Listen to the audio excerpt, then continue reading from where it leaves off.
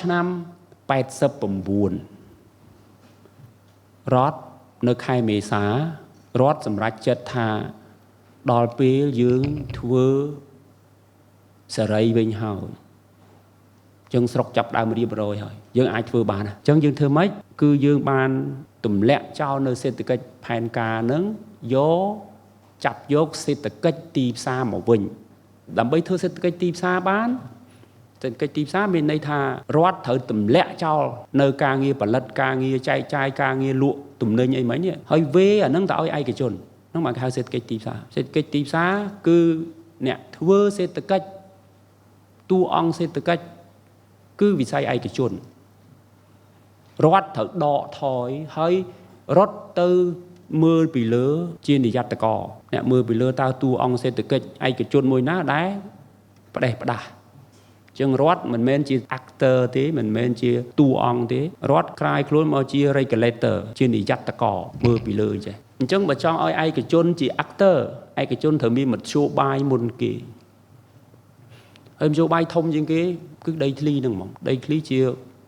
វត្ថុផលិតព្រោះស្រុកយើងជាស្រុកកសិកម្មអញ្ចឹងការត្រឡប់ទៅរកទីផ្សារនេះ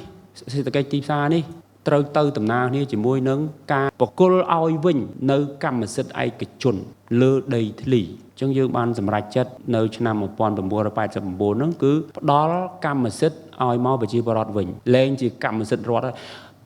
ប្រជាជនលែងរស់នៅលើដីរដ្ឋត្រូវរដ្ឋកំណត់ហ្មងថាបងប្អូននៅតាណានៅលើដីតាណាដីនងហើយជាកម្មសិទ្ធិរបស់បងប្អូនផ្ដល់កម្មសិទ្ធិឲ្យពេលនោះឆ្នាំ89ដែលក្រោយមកពេលយើងចូលបញ្ជីចេញបានយើងដាក់អំណោយពីរដ្ឋហ្នឹងណាអញ្ចឹងយើងចាប់ផ្ដើមប្រែប្រួលបាទប្រែប្រួលត្រង់ការទទួលស្គាល់កម្មសិទ្ធិឯកជនប៉ុន្តែយើងដឹងហើយថាកាលណាយើងឲ្យកម្មសិទ្ធិឯកជនយើងត្រូវរៀបចំច្បាប់ទម្លាប់ពីព្រោះតាមានកម្មសិទ្ធិឯកជនវាមានការទិញលក់ដូរកម្មសិទ្ធិវាមានការជួលវាមានការយកដីហ្នឹងទៅប្រចាំដើម្បីយកលុយមកប្រើប្រាស់ធ្វើអីផ្សេងវាមានរឿងគ្រប់យ៉ាងចុះកិច្ចសន្យាឯកជនពាក់ព័ន្ធរឿងដីហ្នឹងអញ្ចឹងគ្រាន់តែនិយាយមួយម៉ាត់ថារដ្ឋឲ្យកម្មសិទ្ធិឯកជនទៅវិញវាអត់ចប់ទេវាត្រូវការច្បាប់ទម្លាប់ដើម្បីគ្រប់គ្រងកម្មសិទ្ធិឯកជនហ្នឹងអញ្ចឹងហើយបានជាគណៈបកប្រជាជនបដិវត្តកម្ពុជានឹងបានបញ្ជាឲ្យរដ្ឋាភិបាលរៀបចំធ្វើច្បាប់ដើម្បីអនុវត្តការងារនឹងច្បាប់នឹងក៏ចេញនៅឆ្នាំ92ពេលចុះកិច្ចព្រមព្រៀងទីក្រុងប៉ារីសហើយនឹងបានច្បាប់នឹងធ្វើចប់ណា89 90 91 92 3ឆ្នាំបានធ្វើច្បាប់នឹងបានគឺច្បាប់ភូមិបាលដំបូងគេឆ្នាំ1992ហើយច្បាប់នឹងគឺជាច្បាប់ដែលយក model ពីក្រមរដ្ឋប្រវេណីចាស់ហ៎ក្រមរដ្ឋប្រវេណីឆ្នាំ1920ដែលបារាំងទៅសេឲ្យយើងបាទអញ្ចឹងសញ្ញាណជាច្រើនពាក់ព័ន្ធនឹងកម្មសិទ្ធិលើដីធ្លីហ្នឹងគឺយើងមានតាំងពីឆ្នាំ1920ប៉ុន្តែយើងយកមកដាក់ក្នុងច្បាប់សម័យទំនើបនេះឡើងវិញដោយច្បាប់ភូមិបាលឆ្នាំ1992ហើយក៏93ក៏បោះឆ្នោតទៅអញ្ចឹងយើងប្រើច្បាប់ហ្នឹងចេញបានអីដំបូងបានស្លាប់មន់បានអីសហ្នឹងរហូ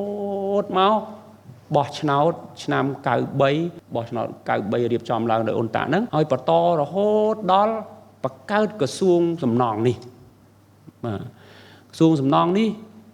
នៅឆ្នាំ1999និយាយទៅរដ្ឋាភិបាលអាណត្តិទី2អាណត្តិទី1អត់មានក្រសួងរៀបចំដែនដី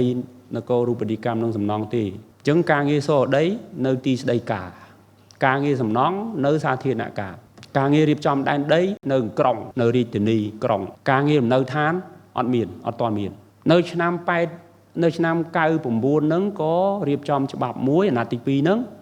ពេលដែលបង្កើតក្រសួងហ្នឹងហើយក៏រៀបចំច្បាប់បង្កើតក្រសួងហើយនឹងរៀបចំក្រសួងហ្នឹងឲ្យចាប់ផ្ដើមធ្វើការនៅអាណត្តិទី2អាដាមទេសរដ្ឋមន្ត្រីអិនជំលឹមម៉ៃនោះលោកក៏ជំរុញ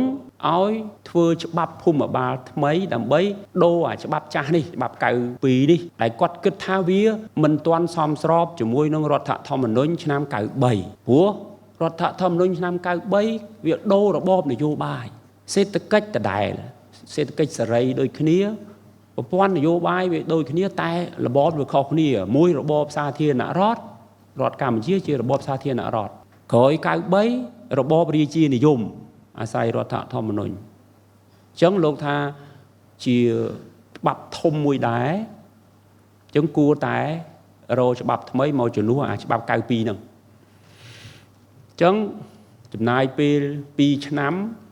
ក៏ធ្វើបានច្បាប់ភូមិបាលឆ្នាំ2001មក